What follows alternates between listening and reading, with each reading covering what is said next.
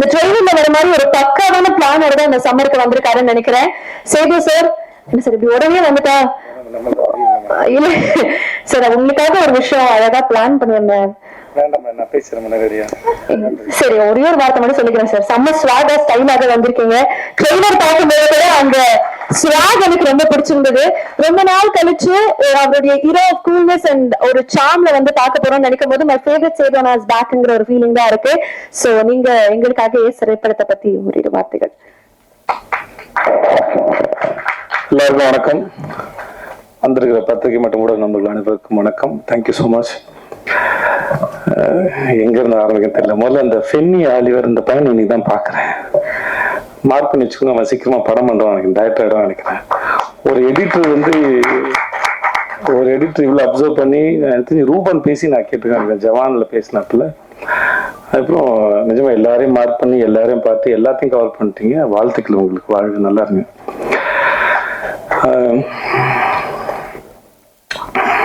நான் எல்லாரும் பேசும்போது அடுத்து என்ன பேசுன்னு யோசிச்சேன். அதனால பிளாங்க் ஆயிட்டேன். நான் இங்கேருந்து ஆரம்பிக்குது. ஆரம்பத்திலிருந்தே ஆரம்பிக்கிறேன். ஒரு நல்ல நாள் பார்த்து சொல்றப்ப நான் சொல்லியிருப்பேன்னு நினைக்கிறேன், தெரியல. முதல்ல ஒரு படத்துக்கு வாய்ப்பு தேடி போகும்போது, வர்ணம்னு ஒரு படத்துக்கு வாய்ப்பு தேடி போகும்போது, அப்போ அவரோட ராஜு சாரோட கோ டைரக்டர் பிரேம் சாருக்கு தான் ஃபர்ஸ்ட் படம். கேமராமேன் 96 பிரேமுக்கு நுங்கம்பாக்கத்தில் தான் ஆஃபீஸ் இருக்குது, ராஜு சாரோட ஆஃபீஸ். அவர் சாஃப்ட்வேர் கம்பெனி. நான் போய் என் ஃபோட்டோ வந்து பூபதினு ஒரு மேனேஜர் இருக்கார், அவருக்கு கொடுத்துருந்தாரு. அதை பார்த்து என்னை கூப்பிட்டாங்க. போனோடனே எனக்கு வந்து சீனை சொல்கிறேன், டைலாக் எழுதிட்டு நடிங்கன்னாங்க. ஸோ முதல்ல அங்கே டைலாக் எழுதும் போது தான் தெரியும் எனக்கும் டைலாக் எழுத வரும்னு. ஸோ நானே போய் என்னோட சீனுக்கு டைலாக் எழுதிட்டு அதுக்கப்புறம் கீழே போய் ஜெல்லு வாங்கிட்டு வந்து தள்ளி தேய்ச்சிக்கிட்டு அப்புறம் நானே சீன் எழுதுனதுனால எனக்கு ஃப்ளோ இருந்தது, மாடுலேஷன் இருந்தது. இப்போ வேற ஒருத்தர் எழுதின சீனை நடிக்கும்போது நமக்கு அதுக்கு அந்த என்ன நினைச்சு எழுதியிருப்பாங்க, எங்கே பாஸ் கொடுக்கணும் அப்படின்னு நமக்கு அதை ரெடி ஆகிறதுக்கு ஒரு டைம் எடுக்கும். ஸோ அந்த சீன் வந்து நானே எழுதுனதுனால என்னால் அதோட ஈஸியாக பேச முடிஞ்சது. மெமரைஸ் பண்ண வேண்டிய அவசியம் இல்லை. ஸோ அப்படி வச்சு என்ன எடுத்தார். அப்புறம் வந்து வேற ஒருத்தர் செலக்ட் பண்ணியிருந்தாலும் எனக்கு அவருக்கு எந்த அறிமுகமும் இல்லாமல் இருந்தாலும் இந்த பையன் நல்லா நடிக்கிறான் அப்படின்னு சொல்லி எனக்காக ரொம்ப ஸ்ட்ராங்காக ரெக்கமெண்ட் பண்ணி எனக்கு அந்த வாய்ப்பு வாங்கி கொடுத்தது ஆறுமுகம் தான். ஸோ அதனால காலத்துக்கும் அது ஏன்னா ஆர்ட்டை பொறுத்த வரைக்கும் மற்ற ஏதாவது டிகிரினா வந்து வெளியே படித்து சர்டிஃபிகேட் கொடுத்துடலாம். ஆனால் ஆர்ட்டை பொறுத்த வரைக்கும் நம்ம நம்பணும், நமக்கு நாமே கொடுத்துற சர்டிஃபிகேட் நினைக்கிறேன். நம்மக்கிட்ட அது வந்திருக்கா இல்லை அப்படின்னு புரிஞ்சுக்கிறது. அதுக்கான சந்தர்ப்பத்தை யாராவது ஒருத்தர் ஏற்படுத்தி கொடுக்கும்போது தான் நமக்கு தெரியும், ஓகே நம்மளால் அதை பெர்ஃபார்ம் பண்ண முடியுதுன்னு. ஸோ அந்த மாதிரியான ஒரு சந்தர்ப்பத்தை எனக்கு ஏற்படுத்தி கொடுத்த திரு ஆறுமுகத்துக்கு எப்பயுமே நன்றி. அதுக்கப்புறம் நடுவில் கொஞ்சம் பக்கத்துக்கான படம் பண்ணும்போதும் நான் ஆப்ஷனில் இல்லை, சரி விஜய் வேணாம் அப்படின்னு தான் இருந்தாங்க. இதுவும் எனக்கு பிரேம் சார் சொல்லி தான் தெரியும். ஆறு தான் வந்து உனக்காக ரொம்ப ஸ்ட்ராங்காக ரெக்கமெண்ட் பண்ணார். விஜயை பார்த்துட்டு ஆடிஷன் பண்ணிட்டு ரிஜெக்ட் பண்ணுங்க, பார்க்காம ரிஜெக்ட் பண்ணாதீங்க அப்படின்னு ரொம்ப ஸ்ட்ராங்காக சொன்னது ஆறு தான் எனக்கு பிரேம் சார் சொல்லி தான் தெரியும். ஸோ அதுக்கும் ரொம்ப நன்றி. ஸோ அதனால நம்ம நல்லா இருக்கும்போது வர உதவிகள் வேற, நம்மளே யாருக்கும் தெரியாம நமக்கே தெரியாத காலகட்டத்தில் நம்ம மேல யாரோ ஒருத்தர் வைக்கிற நம்பிக்கை தான் அந்த அந்த ஒரு இருண்ட வீட்டில் ஏற்றுற அகல் விளக்கு. அந்த விளக்கை முதல்ல ஏற்றி தொடங்குவது அவர் தான். ஸோ அதுக்கு ரொம்ப நன்றி. ஸோ அதனால அவர் என்னதான் சொன்னாலும் எவ்வளவுதான் இருந்தாலும் அது அந்த தொடக்கத்துல இல்லாம தொடங்குது. எங்க அப்பாவோட கடைசி காலத்துல வந்து தன் புள்ள வந்து உருப்பிடுமா அப்படின்னு அவர் படுக்கையில் இருக்கும்போது அவர் கேட்டபோது வர்ணம் படத்துல நடிச்ச போட்டோ காமிச்சு, கவலைப்படாத உன் புள்ள நல்லா வந்துருவான் பாரு, எனக்கு நடிக்க வருது பாரு அப்படின்னு அந்த படத்தை போட்டோ நான் காமிச்சிருக்கேன். அதனால வந்து எப்படி பார்த்தாலும் சில மொமெண்ட் வந்து அதை உருவாக்குனவங்களும் அந்த சந்தர்ப்பத்தையும் வந்து காலத்துக்கும் அதுக்குள்ள வந்துட்டு போறது வந்து ஒரு ஏதோ வகையில நம்மளை வந்து உயிரோடு இருக்க வைக்குதுன்னு நான் நம்புறேன் ஈரத்தோட. ஸோ அதனால அதுக்கு எப்பயுமே நன்றி. அதோட ஒரு நல்ல நாள் பார்த்து சொல்றேன், இல்லை இந்த படம் இல்லை லாபங்கிற படத்தை எனக்கு அவர் வந்து எக்ஸிக்யூட் பண்ணி கொடுத்தாரு. நான் ஜனாவுக்காக அந்த படம் பண்ணணும்னு விரும்பினேன். பட் ஏற்கனவே நான் ப்ரொடக்ஷன் பண்ணும்போது என்னோட ப்ரொடக்ஷனை சரியாக ஹேண்டில் பண்ண முடியாதனால அவருக்கு ப்ரொடக்ஷன் ரொம்ப நல்லா வரும். அதனால அவரை கூப்பிட்டு, சார் ஜனாசாவோட படம், ஸோ இதை நீங்கள் வந்து சார் எனக்காக பண்ணி கொடுக்கணும்னு சொல்லி எனக்காக வந்து பண்ணி கொடுத்தது அவர் தான். ஸோ அவர் என்னோட இப்போ எனக்கு அதுக்கும் ரொம்ப நன்றி. ஸோ அதனால இது அந்த நான் அவருக்காக நிறையா விட்டு கொடுத்தேன் அந்த மாதிரி எதுவும் இல்லை. ஸோ அவர் பண்ணது நிறையா எனக்கு பண்ணியிருக்காரு. ஸோ ரொம்ப ரொம்ப நன்றி சார். அப்புறம் இந்த இல்லை முடிஞ்சிச்சு. இந்த பையன் ஜஸ்டின், எனக்கு இவனை ரொம்ப பிடிக்கும். ஏன்னே தெரியாது. சில பேரை இல்லை, அவன் மியூசிக் டைரக்டர் நல்லா மியூசிக் பண்ணுவாங்கிறதுனால இல்லை, அது அவனுக்கு தெரியும். இந்த ஃபர்ஸ்ட் டேல இருந்து இல்லடா சந்தேகம் இல்லை அதில். ஏன் தெரியாது, சில பேர் எனக்கு பார்த்த உடனே பிடிக்காது. அது ஏன்னு எனக்கு தெரியாது. சில பேரை பார்த்து ரொம்ப பிடிக்கும். அவங்க நல்லவங்களா கெட்டவங்களாலாம் எனக்கு தெரியாது. ஆனால் வந்து எதனாலையும் தெரியாது, சில பேரை எனக்கு பார்த்தா பிடிக்கும். அதனால அப்படி எனக்கு பார்த்தோன்னே ரொம்ப பிடிச்சது. நானும் ஒன்றும் அவனும் அடிக்கடி சந்திச்சுக்கிறதோ பேசிக்கிறதோ குசலம் விசாரிச்சுக்கிறதோ அப்படிலாம் எந்த பழக்கமும் கிடையாது 2 பேருக்கு நடுவில். ஆனால் எப்பவுமே அவனை உரிமையாக வந்து என் சகோதரனை போல் நடத்துறதும் ரொம்ப முக்கியமான ஒரு ஆளாக இருக்கிறதும். ஆனால் 2 பேரும் ஒன்றும் எப்பயாவது தோணுச்சுன்னா ஃபோன் பண்ணி பேசுவேன். மற்றபடி பெரிய பரிமாற்றமோ அப்படிலாம் ஒதுமே இல்லை. ஆனாலுமே அவனை ரொம்ப பிடிக்கும். ஸோ ஜஸ்டின் இந்த படத்தில் ரொம்ப அற்புதமாக வேலை பார்த்துருக்கேன். அது நான் சொல்ல தேவையில்லை. ஒரு முறை கீரவாணி அவனை பற்றி பேசினதை வச்சிருந்தேன். எனக்கு ரொம்ப பெருமையாக இருந்தது. அவன் கூட பிறந்திருந்த இல்லை அவங்க வீட்டு ஆளுங்க எவ்வளோ சந்தோஷப்படுவாங்களோ எனக்கு அவ்வளோ சந்தோஷமா இருந்தது. நம்ம வீட்டு பிள்ளையை பற்றி இன்னொருத்தர் பேசுறது, ஒரு மிகப்பெரிய ஆள் பேசுறதுங்கிறது எவ்வளோ சந்தோஷமோ எனக்கு அவ்வளோ சந்தோஷமா இருந்தது. ஜஸ்டினோட ஒர்க் வந்து இந்த படத்தில் மிக பிரமாதம். ரொம்ப அழகாக பண்ணி கொடுத்துருக்கான். ரொம்ப நன்றி ஜஸ்டின். அப்புறம் அப்படின்னா சார் பார்க்கறது தான் கரடு முடாப்பாப்ல. நம்ம குழந்தைங்களை வாங்கி கொடுத்த கரடி பொம்மை மாதிரி இருந்தாலும் ரொம்ப சாஃப்ட். எப்படி இந்த குழந்தை இத்தனை வருஷமா இந்த உலகத்துல கரெக்டாகவும் வளர்ந்துச்சுன்னு எனக்கே தெரியல. But really is very cute. அந்த எப்படி சொல்றேன்னு தெரியல. வயசுல பெரியவர்னால மரியாதை பேச வேண்டியதா இருக்கு. இல்லாட்டி தம்பி என்னப்பா சாப்பிட்டியா அப்படின்னு தான் கேட்கணும். Is such a cute. எப்படி சொல்றேன்னு தெரியல. அவர் பேசும்போது கவனிச்சிருப்பீங்க, ஒரு மாதிரி ரொம்ப எக்ஸைட்டடா அப்படியே ஒரு மாதிரி இருந்திருப்பாப்புல. ஆள் தான் கொஞ்சம் ஜிம்முக்கெல்லாம் போய் அந்த பாடி டைட்டா இருக்கும். மைண்ட் வந்து ரொம்ப சாஃப்ட். இந்த ஸ்மைலி பால் மாதிரி இருக்கும் அவரோட மைண்ட், எனக்கு தெரிஞ்ச வரைக்கும். அப்புறம் மிஸ்டர் இந்த ரொமான்டிக் வில்லன் சந்தேகமா இருக்கும். இவர் குட்டா பேடானே தெரியல. இன்ன வரைக்கும் எனக்கு கண்டுபிடிக்க முடியல. நடுவுலயே இருக்கிறீங்க, என்னன்னு தெரியல. குட்டா பேடா எனக்கு தெரியல. இவரோட எத்தனை வருஷம் பரவாயில்ல கண்டுபிடிக்க முடியாது போல. சில பேரை பிடிக்கும், சில பேர் பிடிக்காது, சில பேரை புரியவே புரியாது. அந்த மாதிரி ஆள் தான் எனக்கு. என்னமோ தெரியல, ஏதோ டேஸ்ட்டுக்கு போது எனக்கு தோணுச்சு அவருக்கு. I don't know, sometimes I feel. அதனால சொன்னேன், சார் ஏதோ உங்களுக்கு நல்ல நேரம் ஆரம்பிச்சு சார் அப்படின்னு தோணு சொன்னேன். சரி, ரொம்ப நேரம் பேசிட்டு போது ஏதோ இல்லை வந்துச்சு. ஒரு சில சமயம்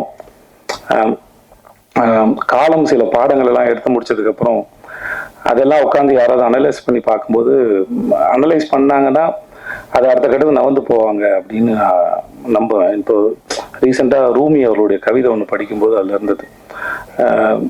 எனக்கு கவிதையெல்லாம் முடிச்சா ஞாபகத்தில் இருக்காது, படிச்சது. பட் அந்த எசன்ஸ் மட்டும் தான் இருக்கும். எசன்ஸை வந்து ஒவ்வொரு நாளும் நம்ம எந்திக்கும் போது சில சமயம் வந்து ஒரு அற்பத்தனம், ஒரு சந்தோஷம், ஒரு சின்ன அவேர்னஸ், இந்த மாதிரி சில விஷயங்கள் வந்துட்டு போகும். அதோடு சேர்த்து வஞ்சனையும் வரும், துரோகம் வரும், அவமானம் வரும். இதெல்லாம் ரொம்ப தூரத்துல இருந்து வருது. அது ஒவ்வொரு முறையும் நம்மளை வந்து சேரும்போது அதை ஒழுங்கா பராமரிச்சு பத்திரமா பாதுகாத்து, ஒரு விருந்தினர் போல பாதுகாத்து அவர் பத்திரமா அனுப்பி வைங்க. ஏன்னா அது நம்மளை அடுத்த கட்டத்துக்கு நகர்த்தி போறதுக்கு அது வந்துட்டு போகுது, மிக முக்கியமானவங்க அப்படின்னு அந்த கவிதை பேசும். அந்த மாதிரி தம் வாழ்க்கையில் ஏற்பட்ட அனுபவங்களை உட்காந்து அழகா பேசி அலசி ஆராய்ஞ்சு வழி அனுப்பின ஒரு ஆள்னு நினைக்கிறேன் அவரு. அதில் அவருக்கு நல்ல நேரம் இருக்குன்னு நான் நம்பினேன். அதை வச்சு தான் சொல்லியிருப்பேன்னு நினைக்கிறேன். ஸோ அதனால மனசுல வந்து சார் சொன்னேன். சார் உட்காருங்க சார். ஆனா மிஸ்கின் சாருக்கு செல்லமா வச்ச பேர் இந்த டெஸ்டோஸ்டரோன் ட்ரீ, அதே மனசுல வச்சுக்கோங்க. அவர் அதெல்லாம் கூப்பிடுறது விரும்புவாப்புல. இது கைத்தட்டி ரசிக்கிறது வந்து அவருக்குள்ள இருக்க அந்த சின்ன பையன் வந்து ரொம்ப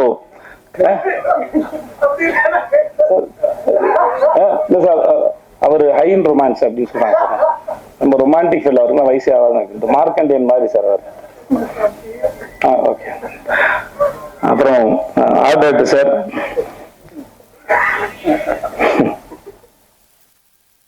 உங்களை பார்க்க உங்க ஸ்கூல் டேஸ்ல நான் போய் உங்களோட ஃப்ரெண்டாகவும் ஆசையா இருக்கு சார் எனக்கு. இந்த மாதிரி பையன் என் ஃப்ரெண்டா இருந்தானா ரொம்ப சந்தோஷப்படுவேன். ஏன்னா அவனை நம்பி நான் என்ன வேணா பண்ணுவேன், எங்க வேணா போவேன். ஏன்னா அந்த பையன் எங்கேயும் போக மாட்டான். எனக்கு அவருக்கும் பெரிய பழக்கம் இல்லை, நிஜமா இல்லை சார். 2 பேரும் அவ்வளோ பேசிக்கவே இல்லை. நீங்க பேசும்போது ரொம்ப ரொம்ப சமத்து பையனா, ரொம்ப கியூட்டா இருந்தது சார். இந்த நோட் புக்ல லேபிள்லாம் கரெக்டா ஒட்டி பேர்லாம் தப்பு இல்லாம எழுதி பிரசன்ட் பண்ணுவாங்கல்ல, அந்த மாதிரி ரொம்ப ஸ்வீட்டா இருந்தது சார் பேசும்போது. பாருங்க,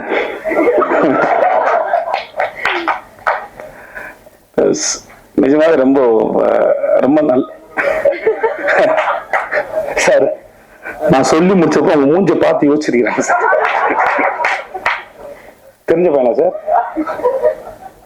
தெரியாது. ரொம்ப நன்றி சார் உங்களுக்கு இருக்கு. சப்னா வந்து இதுக்கு முன்னாடி வந்து சப்னா ரைட் ஓகே என் கூட மாஸ்டர் ஷெஃப் ஒர்க் பண்ணாங்க. ரொம்ப அற்புதமான டிசைனர். இந்த படத்துக்கு ரொம்ப பிரமாதம் பண்ணி கொடுத்துருங்க. சில ட்ரெஸ் போடும்போது நானே வந்து சப்னா திட்டிருக்கேன், இதெல்லாம் என்னோட இதுவே கிடையாது சப்னா, என்னைய டார்ச்சர் பண்றலாம் கேட்டிருக்கேன் நான். ஸோ இன்னைக்கு ஸ்க்ரீன்ல பார்க்கும்போது நல்லா இருக்கு. ரொம்ப thanks Sapna, thanks so much. அப்புறம் எங்க கேமராமேன் ருக்மிணி, ஐயோ சாரி மறந்துட்டு போறேன். ருக்மிணி வந்து வெள்ளை பேப்பரா இல்ல புரியாத புக்கானே தெரியாது, எதுவுமே கண்டுபிடிக்க முடியாது ருக்மிணியோட எக்ஸ்பிரஷன்ல இருந்து. But such a sensible artist. தன்னோட சீன் என்ன, தன்னோட வேலை என்ன, அதை எப்படி பண்ணணும், அதை ரொம்ப ஆழமா புரிஞ்சுக்கிட்டு சின்சியரா பண்ணக்கூடிய ஆர்டிஸ்ட். அதாவது எந்த அளவுக்கு சின்சியர்னா, நம்ம போற லொகேஷன் இது, அந்த ஊர் எப்படின்லாம் படிச்சுட்டு வந்துருவாங்க. அந்த அளவுக்கு ரொம்ப ரொம்ப சின்சியரான ஒரு ஆர்டிஸ்ட். நான் கூட சொன்னேன் பாருங்க ப்ரொமோஷன் வீடியோவே எந்த மாதிரி மூட்ல இருக்குன்னு தெரிஞ்சு கேட்டுருக்கோம். இல்லை ஒரு நாள் ஏதோ ஒரு ஷூட் பண்ணும்போது நானு திவ்யா அந்த ஒரு கார்ல போயிட்டு இருந்தேன் சார். நானு திவ்யா ருக்மிணி வந்து கார்ல போற மாதிரி ஷார்ட் அது. அப்போ சொன்னாங்க அந்த ஊர் என்ன, பிஃபோர் இண்டிபெண்டன்ஸ் அது எப்படி, மலேசியாவோட இண்டிபெண்டன்ஸ், பிரிட்டிஷ் இருக்கும்போது எப்படி இதெல்லாம் இவ்வளோ படிச்சு என்னமா வந்தீங்க அப்படின்னு கேட்டேன். இல்லை சார் இந்த ஊருக்கு வரனால இந்த ஊரை பற்றி தெரிஞ்சுட்டு வந்தேன் சார் அப்படின்னாங்க. எனக்கு ரொம்ப ஆச்சரியமா இருந்தது. இதெல்லாம் தெரியாம கூட வாங்கலாம், ஜாலியாக தான் இருக்கும். வந்து எல்லா விஷயத்தையும் முன்னாடியே தெரிஞ்சுக்கிறது. இப்போ ஒரு வாரம் கழிச்சு நடக்க போறது என்ன, ஒரு மணி நேரம் கழிச்சு நடக்க போறது என்ன, இல்லையோ ஏதோ விஷயத்த தெரிஞ்சுட்டேன். தப்புன்னு சொல்ல வரல, அது ரொம்ப சிறந்த விஷயம். பட் சில சமயம் தெரியாம கூட வாங்கலாம், ஏன்னா எனக்கு வராதனால அது வரானான் அப்படின்னு சொன்ன வெளியே, மற்றபடி அவங்க பண்ண தப்புன்னு சொல்ல வரல. பட் ஆனா இந்த மாதிரி ஒரு ஊருக்கு வரதே ப்ரிப்பேர் ஆகிட்டு வர்றவங்க தன்னோட வேலைக்கும் பண்ண போற காட்சிக்கும் எல்லாம் வந்து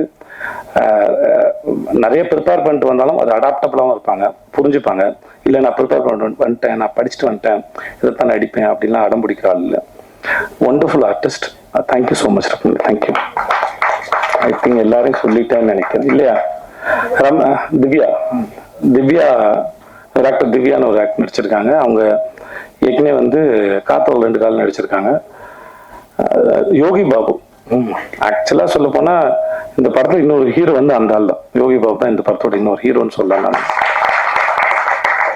எனக்கு யோகி பாபு எப்பயுமே ரொம்ப ஆச்சரியப்படுறது. யோகி பாபு ரொம்ப ஆச்சரியப்படுறது ஏன்னா இவ்வளோ படங்கள் நடிக்கிறாங்க, இவ்வளோ சீன்ஸ் வருது. இப்போ நான் அவர் பாண்டியராஜ் சார் கூட தலைவன் நடிச்சிருக்கேன், அவர் கூட ஜுங்கால் நடிச்சிருக்கேன். பட் ஆனா ஒவ்வொரு முறையும் எப்படி அந்த மூளை இவ்வளோ யோசிக்குது, இவ்வளோ கவுண்டர்ஸ் போடுது, அது ரொம்ப ஆச்சரியப்படுத்துது என்ன. வந்து நான் ரொம்ப ஆச்சரியப்படுறேன் அவரோட சிந்தனையும் சரி, அதை என்டர்டெயின் பண்றதாக இருக்கட்டும் சரி.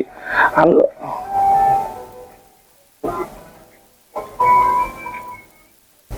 பரவாயில்ல பேசணுமா? Okay okay.